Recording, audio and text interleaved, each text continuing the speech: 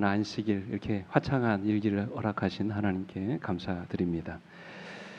오늘 하나님 말씀 먼저 마태복음 14장 13절부터 우리 21절까지 말씀 먼저 우리 교독하고 말씀드리겠습니다. 신약성경 23페이지 마태복음 14장 13절부터 21절까지 말씀 제가 먼저 읽겠습니다. 예수께서 들으시고 배를 타고 떠나사 따로 빈들에 가시니 무리가 듣고 여러 고을로부터 걸어서 따라간지라. 예수께서 나오사 큰 무리를 보시고 불쌍히 여기사 그 중에 있는 병자를 고쳐 주시니라. 저녁이 되매 제자들이 나와 이르되 이곳은 빈들이요 때도 이미 저물었으니 무리를 보내어 마을에 들어가 먹을 것을 사 먹게 하소서.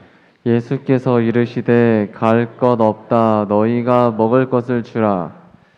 제자들이 이르되 여기 우리에게 있는 것은 떡 5개와 물고기 2마리뿐이니이다.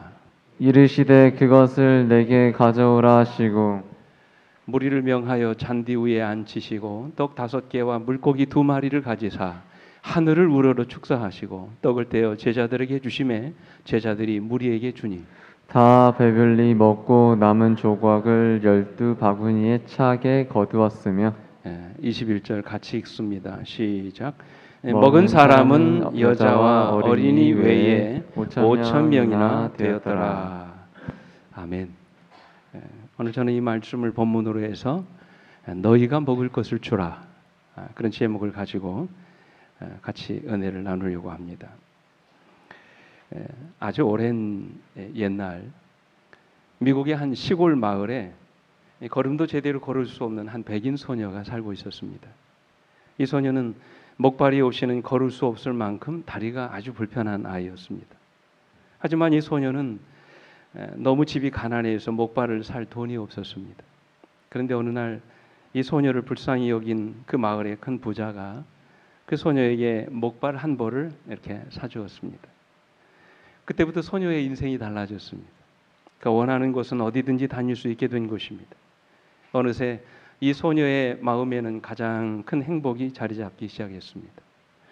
늘 이 소녀의 눈가에는 웃음이 떠나지 않았고 항상 이 소녀의 얼굴은 밝은 미소가 가득했습니다. 그런 이 소녀를 마을 사람들은 아주 좋아했습니다. 이 소녀의 이름은 바로 매기였습니다. 근데 어느 날 매기가 다니던 교회 목사님이 시골에서 목회하시는 자급 사역자로부터 어려운 이야기를 듣게 됩니다. 그 가난한 교회를 도와달라는 그런 부탁을 받게 됐습니다. 너무나 어려운 처지에 있는 것을 알게 된 목사님은 그 어려운 교회를 위해서 헌금을 모금하기로 결심하고 예배 시간에 교우들에게 헌금을 요청했습니다. 그런데 그들 중 아무도 이 헌금에 동참하려는 사람이 없었습니다. 난감해진 목사님은 설교단에서 설교를 하다 말고 참담한 표정을 짓고 있었습니다. 바로 그때 그 교회 맨 뒷자리에 앉아서 목사님의 설교를 듣던 이 매기의 마음속에도 아주 심한 갈등이 일어났습니다. 나도 뭔가 주님께 드리고 싶은데 나는 가진 것이 아무것도 없다. 내 수중에 동전 한 푼이 없으니 내가 무엇을 주님께 드릴 수 있을까? 마음속에 고민하기 시작했습니다. 그때 이 어린 매기의 마음속에 세미한 주님의 음성이 들렸습니다. 매기야, 내 목발을 드릴 수 있지 않니? 깜짝 놀란 매기는 대답했습니다. 네? 내 목발이라고요? 이 목발은 안 돼요. 이건 내가 가장 아끼는 물건이란 말이에요. 그때 주님이 말씀하셨습니다. 매기야, 목발을 드려라. 그러나 매기는 목발을 드릴 수가 없었습니다. 주님, 나에게 어떻게 이런 걸 요구하시죠? 그러나 주님은 계속해서 매기의 마음속에 말씀하셨습니다. 목발을 드려, 매기. 결국 매기는 주님께 순종하는 마음으로 주님 그렇게 하겠어요. 대답을 한 후에 자신의 오른손을 들었습니다. 그날 시무를 맡은 집사님이 매기가 있는 그곳을 향해 헌금 바구니를 들고 다가갔습니다. 그러자 매기가 자기가 갖고 있던 그 목발을 집어 헌금 바구니 위에 올려놓았습니다. 그 모습을 본 온 교우들이 깜짝 놀랐습니다. 여기저기서 수근거리는 소리가 들리기 시작했습니다. 저거 보세요. 매기가 목발을 드렸어요. 저 어린 것이 자기 생명과도 바꿀 수 없는 목발을 주님께 드렸어요. 그날 매기의 헌신을 보고 감동을 받은 신자들이 여기저기서 손을 들기 시작했습니다. 그렇게 해서 그날 모아진 헌금이 그 당시 돈으로 $5,000였습니다. 그 돈으로 시골 교회의 목사님과 그 교회를 도울 수 있었다는 그런 이야기입니다. 이 맥이라는 어린 소녀의 헌신을 통해서 하나님이 위대한 기적을 일으켜 주신 것입니다. 맥이가 드린 목발이 위대한 기적을 일으킨 하나님의 도구로 사용되었던 것입니다. 오늘 본문에 나오는 이 기적을 일컬어서 우리는 뭐라고 합니까? 무슨 기적이라고 그래요? 오병이어의 기적. 다 아는 이야기예요. 어린아이가 드린 물고기 2마리와 떡 5덩어리로 5,000명을 먹이신 기적을 말합니다. 이 사복음서 기자는 다 한결같이 이 오병이어의 기적을 기록하고 있습니다. 그만큼 이 기적은 기독교 역사의 길이 남을 아주 중요한 사건이었던 것입니다. 그러나 주님은 전도 여행을 마치고 돌아온 제자들을 데리고 따로 한적한 곳에 가셔서 쉬시려고 갈릴리 바다를 건너 베세다 광야로 가신 것입니다. 그런데 어디서 알고 왔는지 사람들이 예수님이 계신 베세다 광야로 하나 둘씩 모여들기 시작합니다. 순식간에 베세다 광야는 사람들로 인산인해를 이루게 됐습니다. 남자들만 몇 명이요? 5,000명. 이 여자와 어린 아이들까지 포함하면 자그마치 한 1만 명이 넘는 많은 사람들이 그 광야에 모여든 것입니다. 그때 주님은 그에게로 모여드는 큰 무리를 보시고 성경에 보면 목자 없는 양과 같은 그런 불쌍한 모습을 인하여 민망히 불쌍히 여기셨다고 말씀하셨어요. 그리고는 입을 열어 그들에게 생명의 말씀을 전하셨어요. 주님의 말씀은 마치 그들의 심령의 길르앗 유황과도 같았다고 그랬습니다. 수많은 사람들이 주님이 주시는 말씀을 통해서 은혜를 받고 마음의 위로와 용기를 얻었습니다. 그리고 나서 주님은 그들 중에 있는 병자들을 일일이 치료해 주셨습니다. 주님의 거룩한 손이 닿을 때마다 죽어가는 사람들이 생명을 얻었고 질병으로 신음하던 자들이 그들의 고통에서 노임을 받게 되는 놀라운 기적이 일어났습니다. 그래서 영감백은 이렇게 말합니다. 그들에게 있어서 그날은 지상의 천국과 같이 생각되었으므로 그들은 식사 시간이 얼마나 오래 지났는지도 까맣게 잊고 있었다 그랬어요. 얼마나 은혜롭고 그 시간이 감동적이었으면 사람들이 뭣도 잊어버렸다고요? 식사하는 시간도 잊어버렸다고 그랬어요. 드디어 날이 저물어가고 있었습니다. 그러나 군중들은 주님 곁에 떠나지려고 하지 않았습니다. 주님은 하루 종일 식사도 거르신 채 말씀을 가르치셨기 때문에 피곤과 배고픔에 지쳐 있었습니다. 그때 제자들이 주님을 다그치기 시작했습니다. 이제 그만 뭐 하라고요? 쉬시라고요. 그리고 이 무리들을 위해서라도 이제는 그들을 집으로 돌려보내야 된다고 말씀을 드렸습니다. 그들도 아침부터 저녁 늦은 시간까지 아무것도 먹지 못했기 때문에 이제 그들을 돌려보내사 그들로 하여금 밥을 먹게 해야 된다고 말씀을 드렸어요. 그때 여러분 주님이 하신 말씀이 뭡니까? 오늘 본문의 말씀이에요. 16절 예수께서 이르시되 뭐 할 것 없다? 갈 것 없다. 그러면서 뭐라고 말합니까? 누가요? 너희가 먹을 것을 주라고 말씀을 하셨어요. 여러분 이게 무슨 말입니까? 예수님의 제자들에게 너희가 그들의 뭐를 책임져 주라는 말이에요. 먹을 음식을 책임져 주라는 그런 말씀이에요. 도저히 불가능한 일이지요. 제자들에게는 그럴 만한 능력이 없었습니다. 그들에게는 그럴 만한 자금도 없었습니다. 게다가 그곳은 아무도 살지 않은 뭡니까? 빈들이었습니다. 그럼에도 불구하고 주님은 제자들에게 뭐라고 말씀하십니까? 너희가 먹을 것을 주라고 말씀하셨어요. 여러분 이게 무슨 말일까요? 이 말은 제자들에게 너무나도 당혹스러운 말씀이었습니다. 어떻게 그들이 그 많은 무리를 먹일 수 있다는 말씀입니까? 그럼에도 불구하고 주님은 그의 제자들에게 뭐라고 말씀하세요? 너희가 먹을 것을 주라고 말씀하세요. 이유가 뭘까요? 왜 주님이 그렇게 말씀하시는 것일까요? 주님이 지금 그렇게 말씀하시는 의도가 무엇입니까? 우리는 오늘 주님이 하시는 이 말씀 속에서 오늘날 우리를 향하여 말씀하시는 주님의 분명한 음성을 들으셔야 돼요. 여러분 너희가 먹을 것을 주라는 이 말씀은 우리의 사명을 깨우쳐 주시는 말씀입니다. 주님은 제자들에게 이 배고프고 허기진 무리를 먹일 책임이 그들에게 있음을 가르쳐주고 싶으셨던 것입니다. 너희들이 정말로 나의 제자라면 배고픔에 지쳐있는 이 가난하고 불쌍한 무리를 볼 때 그대로 있어서는 안 된다는 말씀이에요. 한마디로 주님은 그의 제자들의 마음 속에 영혼을 불쌍히 여기는 마음이 없는 것을 보셨던 것입니다. 배고프고 허기진 무리들 앞에서 너무나도 냉정하고 이기적인 제자들의 마음을 읽으셨던 것입니다. 어디에 그 말씀이 나옵니까? 여러분 15절 말씀을 좀 다시 볼까요? 12절 말씀 같이 한번 읽어보겠습니다. 시작. 저녁이 되매 제자들이 나와 이르되 이곳은 빈들이요 때도 이미 저물었으니 무리를 보내어 마을에 들어가 먹을 것을 사 먹게 하소서. 이게 그냥 우리말로 들으면 어떻게 들립니까? 굉장히 그들을 염려하고 걱정해서 그들을 동정하는 말처럼 들립니다. 근데 여러분 그 말의 이면을 들여다보면 그 안에는 전혀 다른 마음이 들어가 있어요. 그 말 속에는 이 무리를 불쌍히 여기는 마음이 전혀 없는 것을 보게 됩니다. 아마도 제자들은 그들 수중에 얼마의 돈이 있는 것을 다 알고 있었을 것입니다. 특별히 돈계를 맡았던 가룟 유다는 그들 안에 얼마의 돈이 있는지 훤히 다 알고 있었습니다. 그 돈으로는 이 많은 무리를 먹일 만한 뭐가 안 돼요? 양식이 되지 않은 것이었습니다. 여러분 그래서 그들이 생각해낸 방법이 무엇이었습니까? 그들을 뭐 하는 것입니까? 보내는 것이었어요. 그들을 보내서 마을로 들어가 음식을 사 먹게 하는 것이었습니다. 그래야 그들이 먹을 수 있는 것입니다. 여러분 이게 무슨 말인지 아시겠어요? 그래야 그들이 배불리 먹을 수 있는 거예요. 그래서 그들을 보내라는 것입니다. 그때 주님이 뭐라고 말씀하셨어요? 다시 16절 봅니다. 예수께서 이르시되 갈 것 없다. 누가요? 너희가 먹을 것을 주라고 말씀하셨어요. 주님이 지금 제자들에게 그들의 사명이 무엇인지를 가르쳐주고 싶으셨던 것입니다. 여러분 그들의 사명이 무엇입니까? 그들을 먹이는 것이었어요. 그들에게 나누어 주는 것입니다. 베풀어 주는 것입니다. 불쌍한 자들을 보면 도와주고 그들의 그 가난하고 헐벗음을 도와주는 것입니다. 음식을 나누고 물질을 나누고 그들의 어려움을 도와주는 것, 그것이 그들의 사명이었던 것입니다.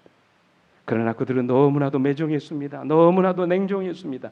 배고픔과 굶주림에 지쳐있는 무리를 보고서도 아무런 동정이나 불쌍히 여기는 마음이 그들에게 없었던 것입니다. 주님은 그들에게 영혼에 대한 사랑이 없는 것을 그날 보셨던 것입니다. 그래서 이것이 주님의 마음을 아프게 했어요.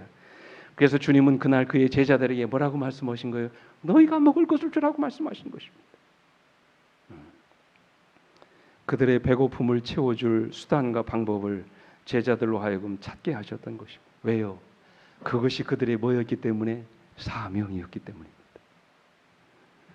그래서 그들이 찾은 방법이 뭡니까? 오병이어 물고기 2마리와 보리떡 5개를 주님께 가져왔습니다. 누가 찾았습니까? 예수님의 제자 중에 요한복음에 보면 안드레가 찾았다고 했어요. 그리고 안드레가 어린아이에게서 보리떡 5개와 물고기 2마리를 받아 가지고 왔을 때 어떻게 하셨습니까? 그 다음 참 이어지는 말씀이 우리에게 감동적인데, 여러분 그냥 나누어 주었나요? 주님이 직접 나누어 주지 않으셨어요. 19절의 말씀 좀 보시겠습니다. 같이 읽어볼까요? 시작. 무리를 명하여 잔디 위에 앉히시고 떡 5개와 물고기 2마리를 가지사 하늘을 우러러 축사하시고 떡을 떼어 제자들에게 주심에 제자들이 무리에게 주니, 주님이 직접 주지 않으셨어요. 떡을 떼어 누구에게 주심에? 제자들에게 주심에 제자들이 무리에게 나누어 주셨다고 말씀하셨어요. 여러분 이것은 다분히 의도적인 것이었습니다. 어린아이가 드린 오병이어를 가지고 주님이 기적을 행하실 때 당신의 손에서 불어난 그 떡을 무리들에게 직접 주지 않으셨어요. 누구에게 주셨다고요? 제자들에게 주셨다고 말씀하셨어요. 일일이 당신의 제자들을 시켜서 그들에게 양식을 나눠주게 하신 것입니다. 이유가 뭘까요? 여기에서는 굉장히 중요한 영적인 교훈이 있다고 말씀을 하셨어요. 영감의글은 이렇게 말합니다. 예수의 명령은 일종의 뭐였다? 약속이다. 무슨 말입니까? 너희가 나누어 주면 내가 너희의 필요를 채워주겠다는 약속이에요. 그리고 그 명령의 배후에는 해변에서 무리를 먹이신 것과 똑같은 능력이 있다라고 말씀하셨어요. 이어지는 말씀 보십시오. 그 떡은 예수님의 한 식구인 제자들에게 나누어 주기에도 너무 적은 것이었으나 예수께서는 그들에게 먹으라고 청하지 아니하시고 사람들에게 나누어 주라고 명령하시면서 그들에게 분배하기 시작하셨다. 양식은 예수의 수중에서 증가하였고 생명의 떡이 되시는 그리스도께 내민 제자들의 손들은 결코 뭐하지 않았다? 비지 않았다 그랬어요. 예. 나누어 줄 때마다 어떻게 하셨다는 말이요? 채워 주셨다는 말씀이에요. 그러면서 말씀하십니다. 제자들은 그리스도와 백성들 사이에 있는 교통의 통로였다. 우리는 남에게 나누어 줄 때만 받을 수 있게 된다. 더 많이 나누어 줄수록 우리는 더 많이 받을 것이다. 이와 같이 함으로 우리는 끊임없이 믿고 의지하고 받고 나누어 줄 수 있게 된다라고 말씀하셨어요. 여러분, 우리도 마찬가지입니다. 주님이 우리를 당신의 제자로 부르신 이유도 세상과 하나님 사이의 교통의 통로가 되게 하시기 위함인 것을 여러분 기억하시기 바랍니다. 그렇다면 우리의 사명이 무엇입니까? 제자들처럼 그것은 나누는 것입니다. 우리가 받은 것을 세상에 나누어 주는 것입니다. 주님과 세상의 통로가 되는 것입니다. 그때 우리는 더 많은 것을 받을 수 있게 된다고 말씀하셨어요. 그러나 우리가 받은 것을 나누지 않는다면 어떻게 될까요? 역으로 말하면 결국 나누지 않으면 우리는 뭐 할 수 없게 될까요? 받을 수 없게 되는 것입니다. 이것이 유대인들의 비극인 것입니다. 결국 그들은 나누지 않음으로 인하여 버림받은 것입니다. 사랑하는 성도 여러분, 주님이 여러분과 저를 복의 통로로 삼으셨음을 이 시간 기억하시게 되기를 간절히 바랍니다. 여러분과 저를 통하여 하나님의 복이 우리의 이웃들에게 나누어지기를 원하신다는 사실을 기억하시게 되기를 간절히 바랍니다. 그것이 우리의 재물이든 시간이든 아니면 우리가 갖고 있는 재능이든 주님은 우리가 가지고 있는 것을 우리의 이웃과 더불어 나누며 살기를 원하십니다. 그것이 우리의 사명이에요. 여러분, 사명이 무엇입니까? 오프라 윈프리가 그랬지요. 내가 남보다 더 가진 것이 있다면 그것은 우리의 사명이다 그랬어요. 오늘 이 시간 우리가 남보다 더 가지고 있는 것이 무엇입니까? 세상 사람들이 갖지 못한 가장 귀한 보배가 무엇입니까? 여러분, 그것이 복음이 아닐까요? 예수 그리스도가 아니겠습니까? 그분이 오늘 여러분과 저에게 주신 영원한 생명이 아니겠습니까? 우리는 그 보배를 질그릇 안에 갖고 있다고 말씀을 하셨어요. 그렇다면 이제 그 보배를 나누어야 하지 않을까요? 여러분, 이것이 우리의 사명이라고 생각하지 않으십니까?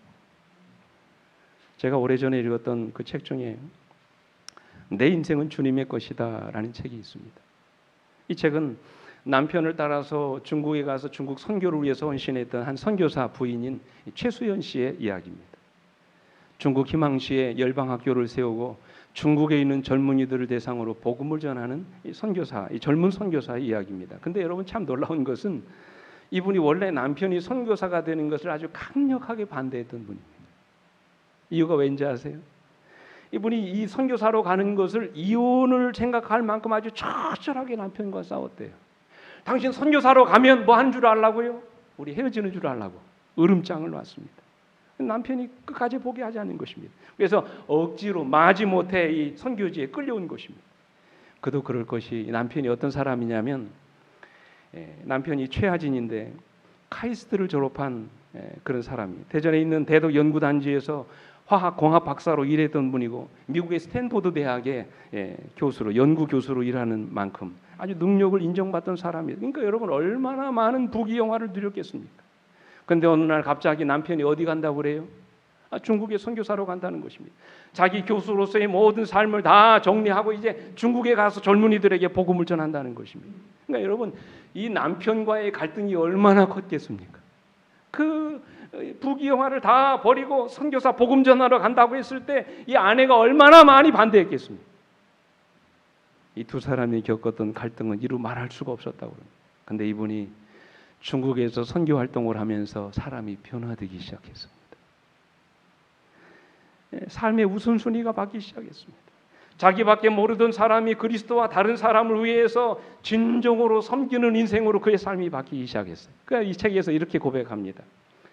나를 첫째 자리에 두었을 때 기쁨은 물거품처럼 잠시였지만 예수님을 첫째 자리에 두었을 때 그분이 주시는 기쁨은 상상할 수 없는 기쁨을 나에게 안겨주었다. 나도 예수님을 첫째 자리에 두기 전까지는 그 기쁨을 몰랐다. 하나님이 주시는 기쁨, 이 기쁨을 여러분 영어로 Joy라고 합니다. 그런데 이렇게 얘기해. J는 뭐냐면 Jesus first. 예수님이 첫째라는 것이죠. O는 뭡니까? Other second. 다른 사람이 두 번째라는 거예요. 그리고 You third. 내가 맨 마지막이라는 것입니다. 나부터가 아니라 주님이 먼저. 그리고 그 다음은 다른 사람들, 내가 맨 나중이 되는 것이라고 했어요. 그때 우리는 주님이 주시는 참된 기쁨을 소유하게 될 것이다. 그랬습니다, 여러분. 나눌 때 행복이 있는 것입니다. 나눌 때 기쁨이 있는 것입니다. 나눌 때 축복이 임하는 것입니다. 우리가 가지고 있는 것이 재물이든 재능이든 복음이든 오늘 우리가 가지고 있는 것들을 나눌 때 오늘 여러분과 저의 삶에 진정한 기쁨이 이르러 온다는 사실을 꼭 기억하시게 되길 간절히 바랍니다. 그게 하나님의 방법이에요. 그것이 하늘의 원리입니다. 하나님은 오늘 또 우리의 나눔을 통하여 이러한 기적이 일어나기를 원하십니다. 비록 힘들고 어렵지만 우리의 나눔을 통하여 이런 기적이 우리 삶 속에 일어나게 되기를 간절히 바랍니다. 우리가 사는 곳이 빈들이고 정말 아무것도 없는 허허벌판 같은 인생이라 할지라도 우리가 가지고 있는 작은 것을 나누기 시작할 때 우리 주님은 분명 오병이어와 같은 기적을 베풀어 주실 줄 믿습니다. 두 번째로 너희가 먹을 것을 주라는 말씀은 우리의 믿음을 시험하는 말씀이에요. 여러분 그날 주님이 제자들에게 먹을 것을 주라고 말씀하신 이유가 무엇입니까? 한번 생각해 보십시오. 그들에게 그럴 만한 능력이 있기 때문입니까? 아니면 그럴 만한 자금이 그들에게 있었기 때문일까요? 아닙니다. 주님은 그들에게 그럴 만한 능력도 자금도 없는 것을 다 아셨습니다. 그럼에도 불구하고 주님이 그들에게 너희가 먹을 것을 주라고 말씀하신 이유가 뭘까요? 우리 요한복음에 오면 그 이유를 이렇게 말씀하세요. 같이 읽어보겠습니다. 시작.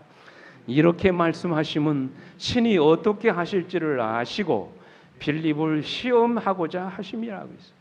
그러니까 여러분 너희가 먹을 것을 주라고 말씀하신 이유는 제자들의 믿음을 뭐하기 위한 것이었어요. 시험하기 위한 것이었다는 것이죠. 오늘 본문에는 그냥 제자들이라고 했지만 요한복음에 보면 제일 먼저 누구에게 물으셨어요? 빌립에게 물으셨다고 그랬어요. 여러분 5절입니다. 보십시오.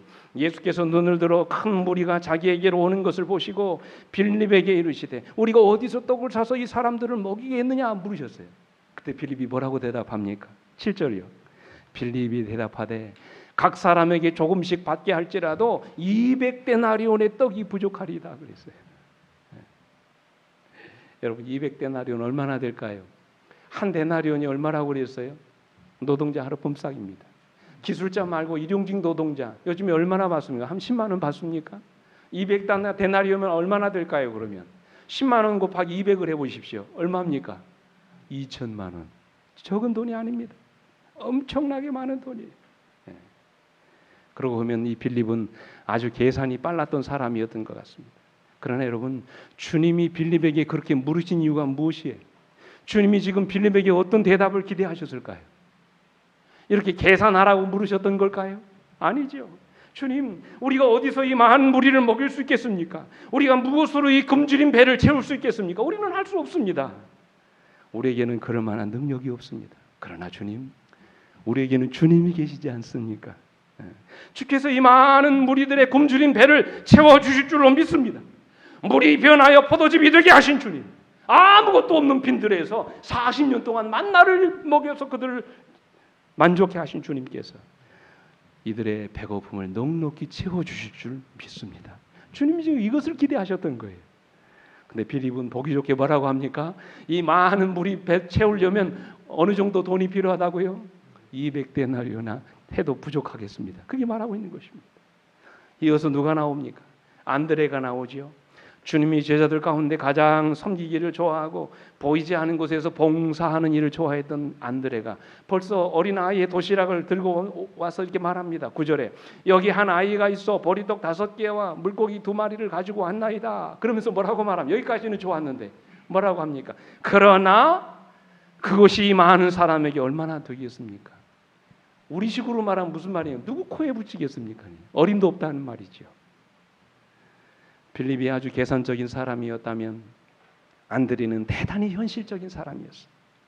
주어진 현실밖에 보지 못하는 사람. 그러나 주님은 안드레가 현실 그 너머에 계신 주님을 바라보기를 원하셨던 것입니다. 여러분 오늘 제자들의 문제가 무엇입니까? 그들의 가장 큰 문제는 전능하신 하나님, 그들의 모든 문제를 다 해결해 주실 수 있는 주님이 그들 곁에 계심에도 불구하고 그 주님을 믿음의 눈으로 바라보지 못했던 것입니다. 그래서 그들은 그들 앞에 굶주림에 지쳐있는 무리를 보고 있으면서도 그들보다 더 크신 주님이 그들 가운데 계신 것을 보지 못했던 것입니다. 이것이 그들의 가장 큰 문제였던 것입니다. 영감에 그런 말합니다. 5천 명을 먹이시는 가운데서 예수께서는 천연계에서 휘장을 들어올리시고 우리의 유익을 위하여 끊임없이 작용하는 능력을 보여주신다. 하나님께서는 땅의 소산물에도 날마다 이적을 행하고 계신다. 무리들을 먹이실 때 행하여진 것과 똑같은 일이 자연의 세력을 통하여 성취된다. 날마다 무수한 사람으로 땅의 추수밭에 의지하여 먹고 살게 하시는 분은 누구라고요? 하나님이시다. 지금 그 하나님이 누구 곁에 있습니까? 지금 누구 곁에 있어요? 제자들 곁에 있잖아요. 말씀으로 세상을 창조하신 분, 아무것도 없는 가운데서 있게 만드신 그 하나님, 전능하신 하나님이 그들 곁에 계심에도 불구하고 그들은 지금 그 주님을 바라보지 못하는 것이었어요. 그래서 주님은 어린아이가 가져온 물고기 2마리와 보리떡 5덩어리로 남자들만 5천 명, 자그마치 1만 명이 넘는 많은 무리들을 먹이고도 몇 광주리가 남았어요? 12광주리가 남는 기적을 행하셨던 것입니다. 한마디로 말해서 자기가 누구인 것을 보여주신 거예요. 하나님이신 것을 그들에게 보여주신 것입니다. 제가 이 말씀을 드리냐면, 지난해에도 우리가 관계 맺기 선물을 나누면서 고도자들과 접촉을 했습니다. 올해도 코로나19로 인하여 사람들을 만나기 어려운 때 우리가 작은 선물과 소책자들을 나누면서 이제 영혼들을 찾아가게 될 것입니다. 5천 원이 넘지 않은 범위 내에서 그저 받는 분들이 성의로 받아들일 수 있는 부담을 갖지 않을 만큼 선물을 준비했습니다. 감사하게도 어제까지 69명의 영혼들을 관계 맺기 대상자들을 여러분들이 적어주셨습니다. 오늘이 그 첫날입니다. 오늘은 몰김과 이제 소책자를 나누게 될 것입니다. 앞으로 2주마다 한 번씩 계속해서 이런 나눔의 시간을 갖게 돼. 이유가 뭡니까? 이것이 우리의 사명이기 때문에 그래요. 근데 여러분, 어떤 분들은 그런 생각을 하실지 모릅니다. 제자들처럼 그저 적어서 내라고 하니까 적어 내기는 했습니다만 이것이 그들에게 얼마나 도움이 되겠습니까? 이것으로 얼마나 많은 영혼들이 구원받을 수 있겠습니까? 이것이 정말로 그들의 닫힌 마음을 열고 그들로 하여금 예수를 믿게 하는데 무슨 도움이 되겠습니까? 아마 그런 생각을 할 수 있습니다. 그러나 여러분이시여, 우리가 믿는 하나님은 어린 아이가 드린 작은 도시락으로 5천 명을 먹이시는 분이심을 믿으시게 되길 간절히 바랍니다. 다윗의 물매로 골리앗을 무너뜨리신 분이십니다. 삼간에 소모는 목대기로 이스라엘을 구원하신 분이십니다. 왼손잡이 에훗을 통해서 모압 왕 에글론을 무찌르신 분이십니다. 기드온의 300용사를 통해서 미디안의 대군을 무너뜨리신 분이십니다. 하나님은 우리가 상상하는 그 이상의 일을 하시는 분이라는 사실을 기억하시게 되기를 간절히 바랍니다. 한 남자가 알코올 중독으로 참 비참한 인생을 살고 있었습니다. 남자가 알코올에 중독이 걸리면 누가 비참해집니까? 같이 사는 누가요? 아내가 참 비참해져요. 그래서 이웃에 사는 어느 한 그리스도인이 그의 아내에게 성경책을 한 권 선물을 주었습니다. 아내는 성경을 매일같이 읽고 그 성경 말씀에 감동을 받아서 드디어 그리스도인이 됐습니다.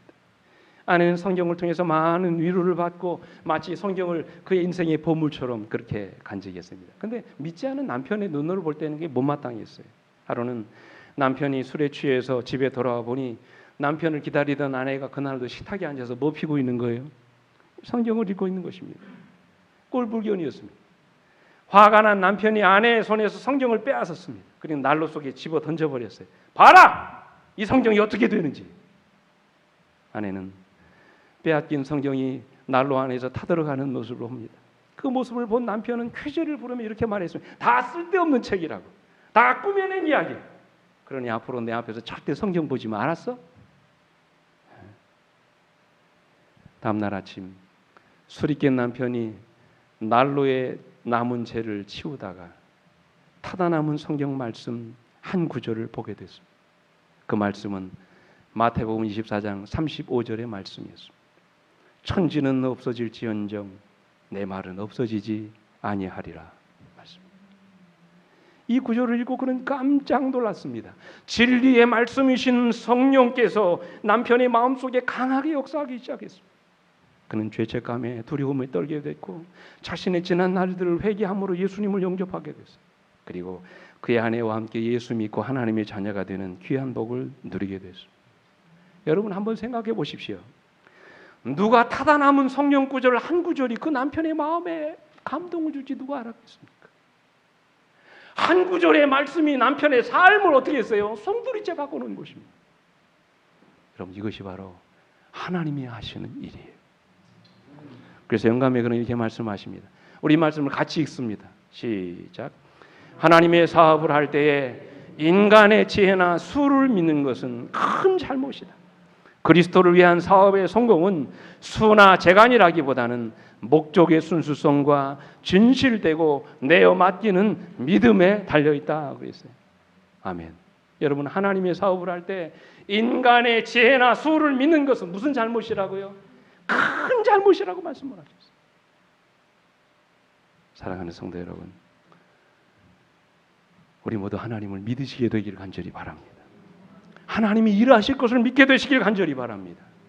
아무리 작은 것이라 할지라도 우리가 나누는 그것을 통해서 하나님이 역사하실 것을 믿게 되시길 간절히 바랍니다. 우리가 그저 그분이 일하시도록 명령하신 말씀에 순종하여 온전히 헌신하면 우리의 헌신을 통하여 하나님이 일하실 것을 믿으시게 되기를 간절히 바랍니다. 마지막으로 너희가 먹을 것을 주라 하는 이 말씀은 오늘 우리의 헌신을 촉구하시는 말씀이에요.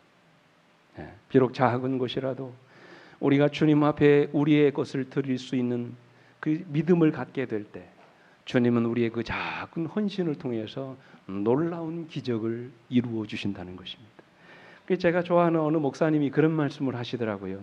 이 말씀이 참 좋습니다. 뭐라고 했냐면 우리는 하나님이 없이 아무것도 할 수 없습니다. 그러나 하나님께서도 우리 없이 아무 일도 하지 않으십니다. 여러분, 이게 무슨 말인지 아시죠? 우리가 하나님 없이 아무 일도 할 수 없는 것처럼 하나님께서도 오늘 여러분과 저 없이 아무 일도 하지 않으신다고 그랬어요. 언제나 하나님은 우리의 헌신을 통해서 위대한 기적을 베풀어 주십니다. 오병이어의 기적이 베풀어진 것은 어느 작은 소년의 헌신으로부터 시작된 것입니다. 그죠? 비록 작은 소년의 헌신이었지만 하나님께서는 그 작은 헌신을 통하여 놀라운 기적을 베풀어 주십니다. 오늘 여러분과 제가 그날 작은 소년이 대해서 한번 생각해 보십시오. 내가 그날 많은 군중들 가운데 작은 도시락을 갖고 있었어요. 유일하게 그 소년만 도시락을 갖고 있었습니다. 그렇다면 여러분 어떻게 하시겠습니까? 방법이 뭘까? 한번 생각을 해보세요. 사실은 아니지만 가정을 해보자는 말씀이에요. 첫째는 혼자 먹을 수 있죠. 그렇지 않겠습니까? 어머님이 자기 먹으라고 준 거니까. 다른 사람이야 보든 말든 혼자 먹을 수 있어요. 또 한 방법은 뭡니까? 아무도 없으니까 이거 뭐 할 수도 있을까요? 비싼 값에 팔아 먹을 수도 있습니다. 아니면 그것도 좀 불편하면 같은 또래의 친구들과 함께 뭐 할 수 있습니까? 나눠 먹을 수 있어요. 근데 여러 사람 보는 눈이 뭐하면 어떻게 할 수 있을까요? 아마 저 같으면 그럴 것 같아요. 거기서는 못 먹고 아마 감춰뒀을 것 같아요. 그리고 집에 가다가 아마 혼자 먹었을 것 같아요. 근데 여러분, 이 소년은 어떻게 했다고 그랬어요? 자신의 점심을 주님께 드렸어요. 자기는 점심을 굶고 배가 고파서 허기가 지더라도 내가 갖고 있는 그 음식, 그 도시락을 주님께 드렸어요. 아마도 이 소년은 제자들처럼 그 작은 도시락이 그렇게 많은 무리들을 다 먹이고도 남을 정도로 위대한 기적의 불씨가 될 줄은 꿈에도 생각지 못했을 것입니다.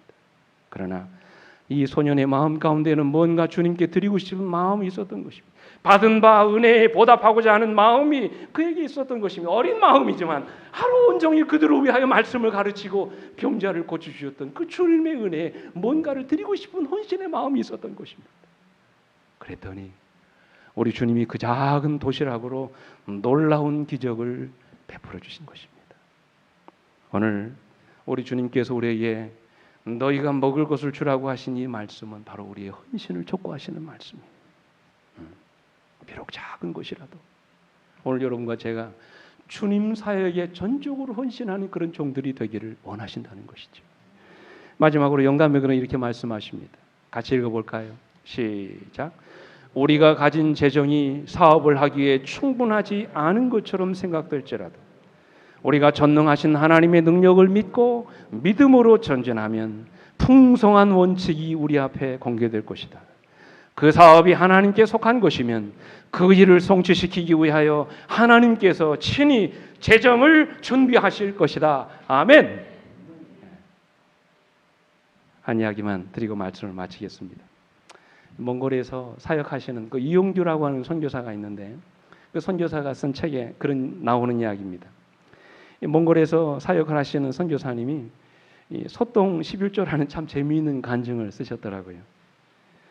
몽골에서 예배를 드릴 때 있었던 일입니다. 이 말씀을 마치고 헌금을 하는 시간이 됐는데 한 성도님이 손을 번쩍 들더니 이런 질문을 했습니다. 목사님, 아무거나 11조 드려도 됩니까? 그래서 목사님이 그랬답니다. 그럼요, 하나님께 받은 건 뭐든 어떤 거든지 다 11조로 드려도 됩니다. 그랬더니 그 성도가 다음 주에 큰 자루 하나를 들고 왔습니다. 이 선교사가 뭔가를 열어봤더니 거기에 소똥이 잔뜩 들어있더라는 거예요. 여러분, 우리는 소똥을 다 버리지만 말이죠. 거름만 쓰지만 이 몽골 같은 이 나라에서는 소똥이 굉장히 귀하대요.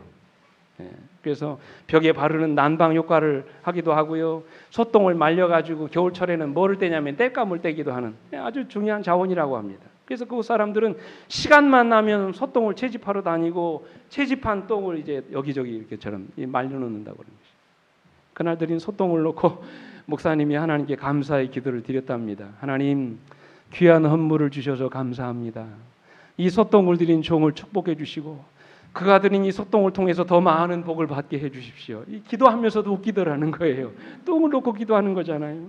근데 여러분, 놀라운 일이 벌어졌습니다. 그 마을에 있는 모든 소들이 볼일을 볼 때마다 그 성도 집 앞에서 저렇게 똥을 본다는 거예요. 자고 일어나면 그 집 앞에 소똥이 막 쌓여 있다는 말씀이에요.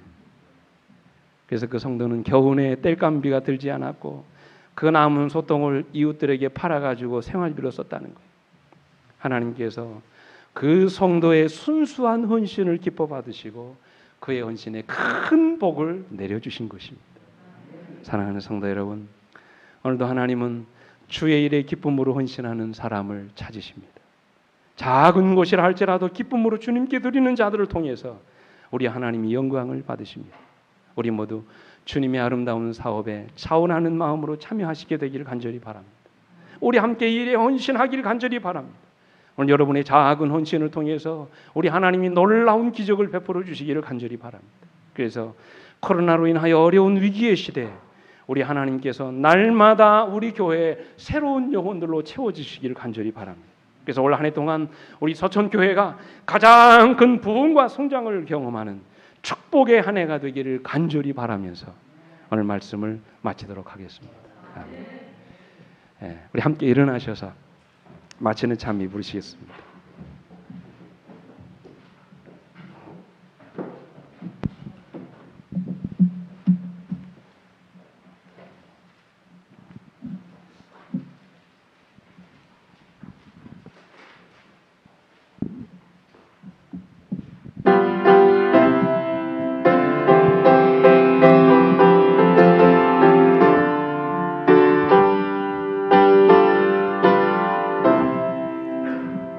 세상 모든 죄악에 빠져 주식을 쓰라게 없는 이 죄인 주님 나를 사랑하시어 새 삶을 얻게 하셨네.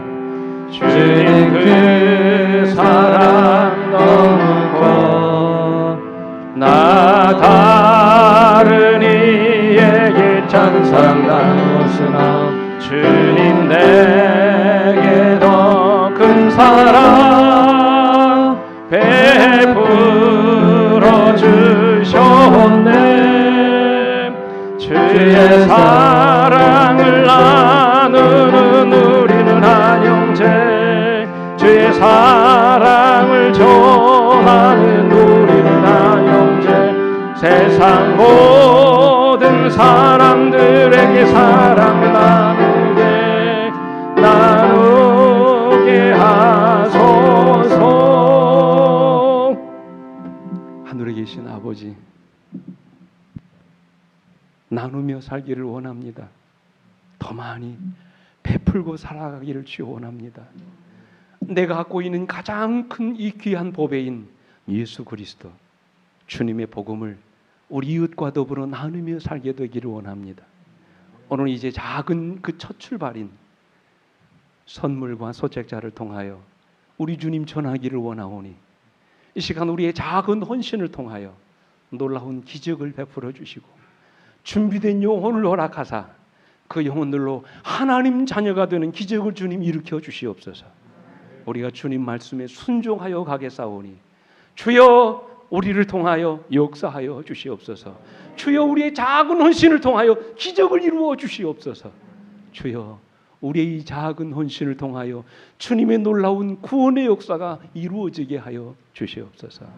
이제는 우리 아버지 하나님의 놀라우신 은혜와 그 아들 예수 그리스도의 다함이 없는 십자가의 사랑과 오늘도 주의 말씀에 순종하여 참으로 날마다 결심하고 나누며 살아가기로 결심한 주의 종들 위에 성령 하나님의 거룩한 감화 감동하심이 이제로부터 영원토록 언제나 함께해 주시옵기를 우리의 구주이신 예수 그리스도 이름으로 간절히 축원하옵나이다. 아멘.